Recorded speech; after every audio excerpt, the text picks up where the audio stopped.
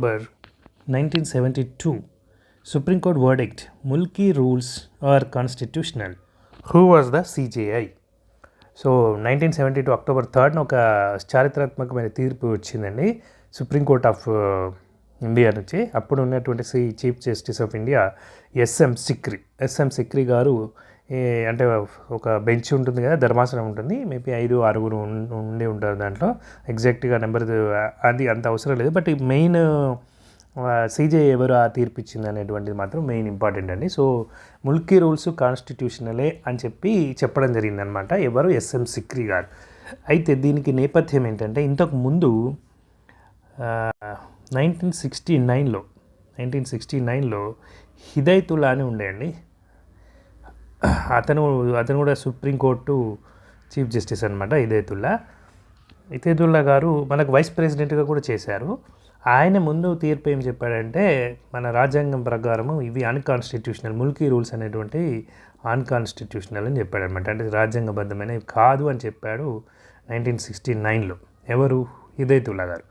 So మళ్ళీ 1972లో అప్పీల్కి వెళ్తే, మళ్ళీ రివ్యూ పిటిషన్స్ వేస్తే ఆ కేసులో ముల్కీ రూల్స్ కాన్స్టిట్యూషనల్ అని చెప్పారనమాట.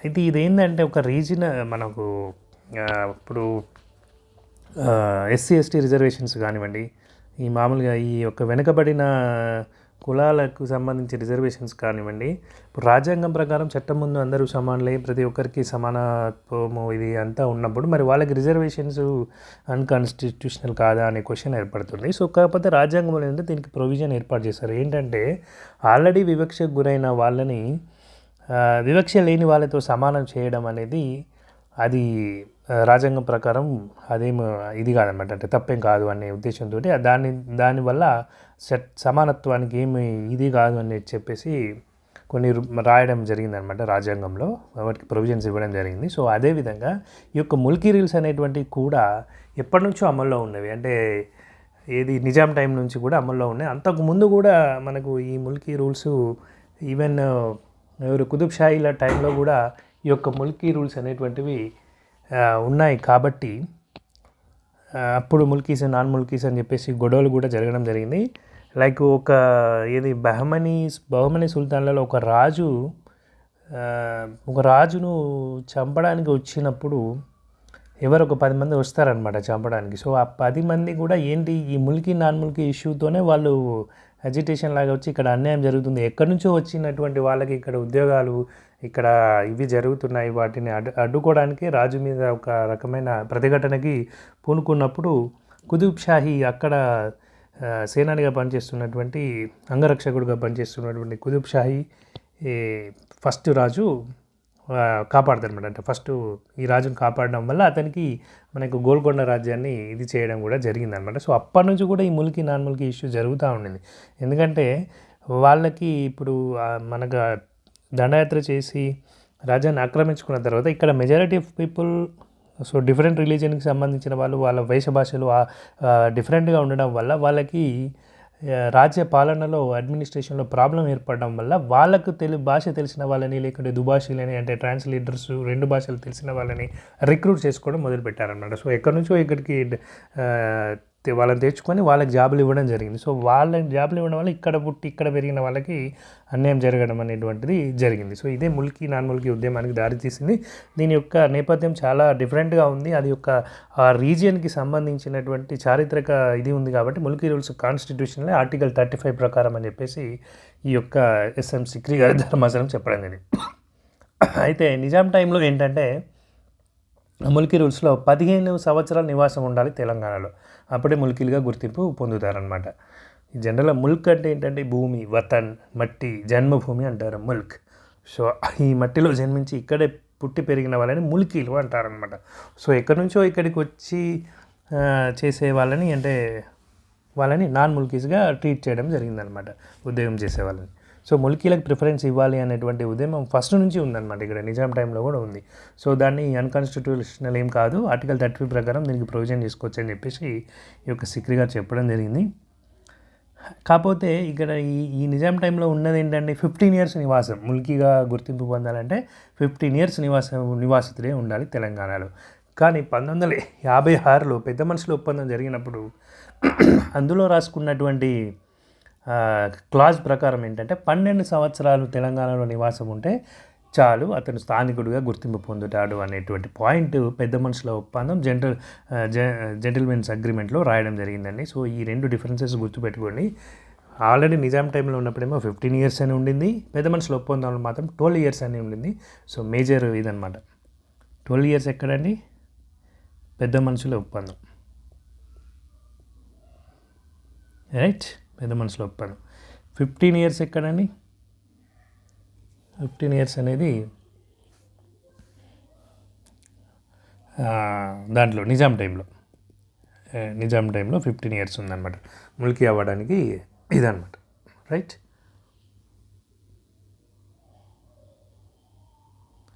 అండ్ నెక్స్ట్ ఆర్టికల్ 35B ప్రకారం ఈ ముల్కీ నిబంధన వాలిడ్ అని సుప్రీంకోర్టు చెప్పడం జరిగింది. సో ఇది చెప్పిన వెంటనే అప్పుడు జయాంధ్ర ఉద్యమం అనేటువంటిది వచ్చింది. ఇప్పుడు 1972 చెప్తున్నా కానీ సో ఇక్కడే మనకు జయాంధ్ర ఉద్యమం అనేటువంటిది కూడా రావడం జరిగింది, రైట్. సో ఏంటంటే ఈ పాయింట్స్ మెయిన్గా మీరు గుర్తుపెట్టుకుంటే సరిపోతుంది. ఇది ఈ ముల్కీ నిబంధనలపై ఈ యొక్క తీర్పు వచ్చిన తర్వాత ఒక కమిటీని కూడా వేశారండి, అది వాంచు కమిటీ, రైట్. సో ఈ వాంచు కమిటీ యొక్క ప్రెసిడెంట్ వచ్చేసి కేఎన్ వాంచు, ఆయన former chief justice. And members ఇద్దరు ఉన్నారు, సెతల్వాడ్ అండ్ నిరేన్ దే. సెతల్వాడ్ ఈయన ఒక మెంబరు వాంచు కమిషన్లో, ఇంకొక మెంబరు నిరేన్ దే. సో ఈ రెండు పాయింట్స్ కూడా మీరు నోట్ చేసుకోండి. అండ్ తెలంగాణ రీజియన్ యొక్క సబార్డినేట్ సర్వీసెస్ రిక్రూట్మెంట్ అథారిటీ ఏర్పాటు చేసి దాన్ని టీఆర్సీకి అప్పగించవలసిందిగా రికమెండ్ చేసింది ఈ వాంచు కమిటీ. అంటే వాంచు కమిటీ ఏమందంటే ఈ టోటల్ ఆంధ్రప్రదేశ్ స్టేట్లో, అప్పుడు ఆంధ్రప్రదేశ్ స్టేట్లో మొత్తం రీజియన్ ఉంది కదండి.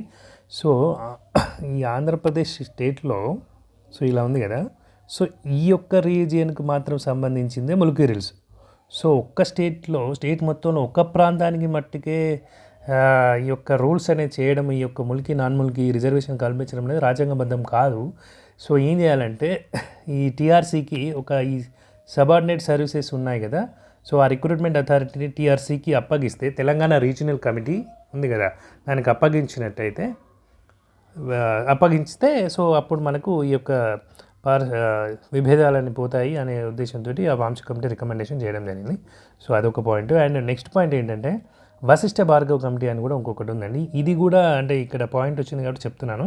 తెలంగాణలో మిగులు నిధులకు సంబంధించి ఏర్పాటు చేయబడినటువంటి కమిటీ అంటే మిగులు నిధులు ఏమైనా ఉన్నాయా, ఉంటే అవి సరిగా తెలంగాణ గురించి డెవలప్ చేయడం గురించి వాడారా? ఎందుకు అంటే పెద్ద మనుషుల ఒప్పందంలో ఉందన్నమాట. ఏమని, తెలంగాణ నుంచి వచ్చినటువంటి సర్ప్లస్ నిధులను తెలంగాణ డెవలప్మెంట్కి యూజ్ చేయాలి అనేటువంటి అగ్రిమెంట్ అనేది పెద్ద మనుషుల ఒప్పందంలో ఉంది. సో ఆ పాయింట్ని కరెక్ట్గా ఇంప్లిమెంట్ చేశారా అని దాని గురించి అని చెప్పేసి వేసినటువంటి committee Vashishtha Bhargava committee,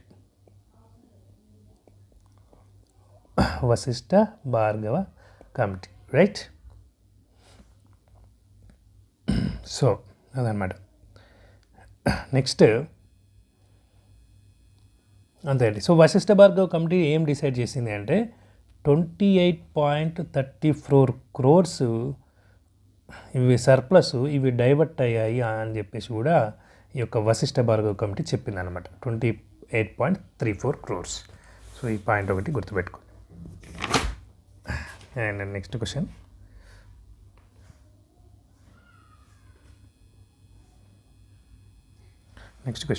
Ceded districts, the area largely corresponds to the modern region of Rayalaseema. So ceded districts అంటున్నారు కదండి. సీడెడ్ అంటే ఏంటి? సీడెడ్ అంటే బదిలీ చేయడం, పవర్ని వదులుకోవడం, ఆ పవర్ని వేరే వాళ్ళకి ఇవ్వడము, ఆ అటానమీ మీద అంటే టెరిటరీ మీద. సో దాన్ని సీడ్ చేయడం అంటారు. సో ఈ డిస్ట్రిక్ట్ సీడ్ చేయబడ్డాయి ఎవరికి?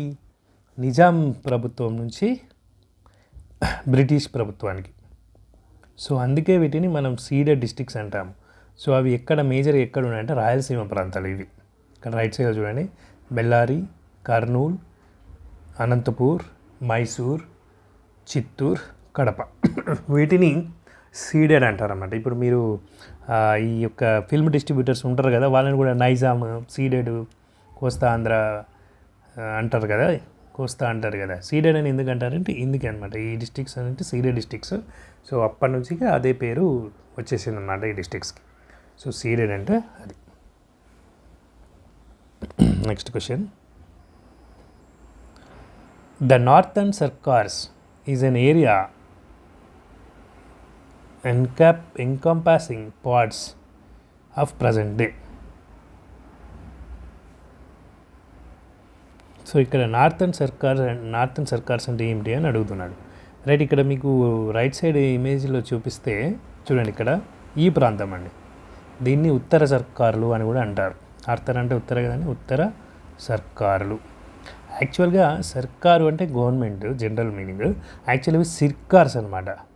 సిర్కార్ అంటే ఏంటంటే ఒక రకంగా చెప్పాలంటే అప్పటి సుబాలలో ఉన్నటువంటి ఒక రెవెన్యూ డివిజన్, అంటే ఒక డిస్టిక్ అనుకోండి. మామూలుగా సుబాలలో ఉన్నటువంటి అప్పటి ఒక రెవెన్యూ డివిజన్ని మనము సిర్కార్ అని చెప్పేవాళ్ళు అనమాట. సో వీటిని నిజాం యొక్క రాజ్యానికి ఉత్తర భాగంలో ఉండడం వల్ల వీటిని ఉత్తర సర్కార్లు అనేవాళ్ళు. సో నార్థన్ సర్కార్స్ అనేవాళ్ళు అనమాట. సో కాలక్రమేణా ఈ సర్కార్ వర్డ్ కాస్త ఇలా సర్కార్ అయిపోయింది. ఏది బ్రిటిష్ సర్కారు వాళ్ళకి ఇచ్చేశాడు. ఇవి కూడా సేమ్ సీడెడ్ని ఎలా అయితే నైజాము ఇచ్చేశాడో అదేవిధంగా వీటి మీద ఉన్నటువంటి రెవెన్యూను కూడా ఒకానొక సమయంలో వేరే వాళ్ళు సాయం చేయడం వల్ల బ్రిటిష్ వాళ్ళకి ఇవి వెళ్ళిపోయడం జరిగింది. సో అందుకే ఈ కోస్తా ఆంధ్ర ప్రాంతం, ఇది ఒడిశాలో కూడా కొన్ని ఒకటి రెండు డిస్ట్రిక్ట్స్ ఉంటాయి అనుకుంటా. సో వీటన్నిటిని కలిపి మనము నార్థన్ సర్కార్స్ అంటాము. సో అందుకే ఇక్కడ ఆన్సర్ వచ్చేసి Andhra Pradesh and Odisha. Next question. Dash conferred with the Order of the Republic of Trinidad and Tobago, the country's highest civilian honor. So ఇప్పుడు నరేంద్ర మోడీ యొక్క 5 దేశాల పర్యటనలో సెకండ్ దేశానికి వచ్చాడు. ఫస్ట్ మన ఘనా దేశం అయిపోయింది కదండి. So అక్రా, Ghana capital అక్రా. సో అక్కడ నుంచి అక్కడ కూడా ఒక అవార్డు అందుకోవడం జరిగింది. ఇప్పుడు రెండో అవార్డు ఇది వచ్చేసి ట్రినిడాడ్ అండ్ టొబాగో వాళ్ళు ఇచ్చినటువంటి అవార్డు. ద అవార్డు పేరు ఏంటంటే the order of the republic of Trinidad and Tobago. So ఇది కంపల్సరీ గుర్తుపెట్టుకోండి. సో అండ్ ఇంకొకటి ఏంటంటే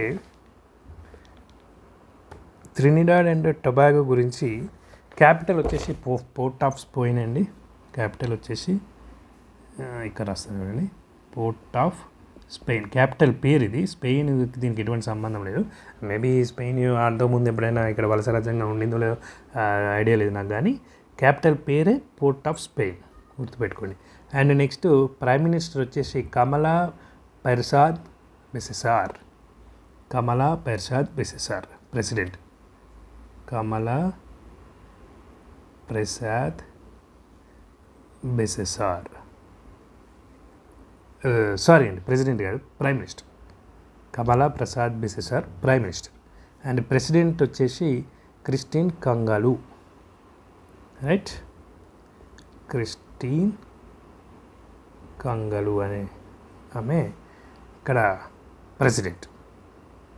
రైట్, సో ఇదండి ఈ పాయింట్స్ కూడా గుర్తుపెట్టుకోండి. ట్రినిడాడ్ అండ్ టొబాగో దేశానికి సంబంధించినటువంటి పాయింట్స్.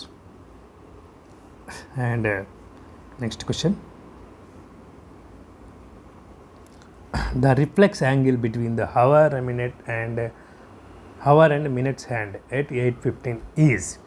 సో 8:15 అవుతుంది కదండి. సో 8కి 15కి మధ్యలో ఉన్నటువంటి రిఫ్లెక్స్ యాంగిల్ ఎంత అని అడుగుతున్నాను.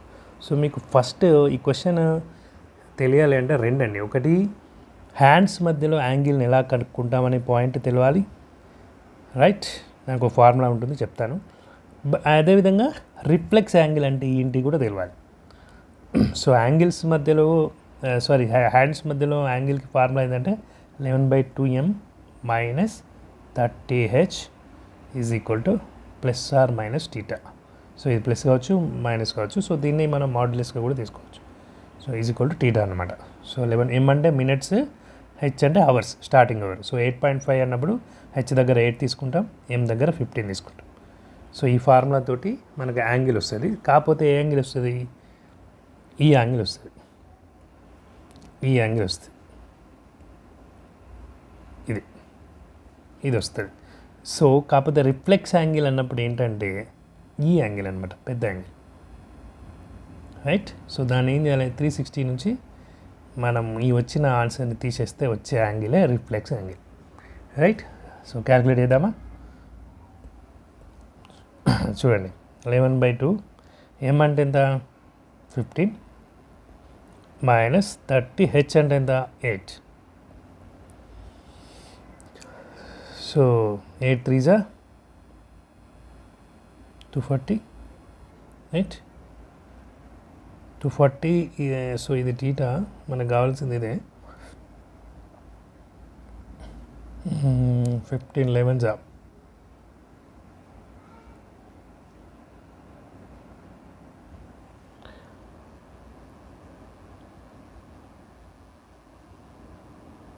5, 15 165/2 - 240. సో ఈ 2 ఇటు తీసుకెళ్ళినామంటే 480 - 165/2. సో నీకు ఇందాకే చెప్పాను కానీ మోడ్యులస్ కాబట్టి +or- ఉంటుందని. సో ఇక్కడ ఇది పెద్దగా ఉంది కాబట్టి ఇది ప్లస్ చేసుకుంటాం, ఇది మైనస్ చేసుకుంటాం. సో 5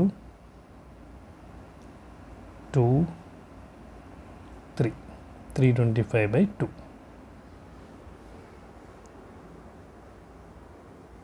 సో 157.5 వస్తుందండి ఇది. రైట్. 157.5/2 కాబట్టి. సో ఈ 157.5ని 360లోంచి తీసేస్తే మనకు వచ్చేది 202.5. సో ఆన్సర్ వచ్చేసి 202.5.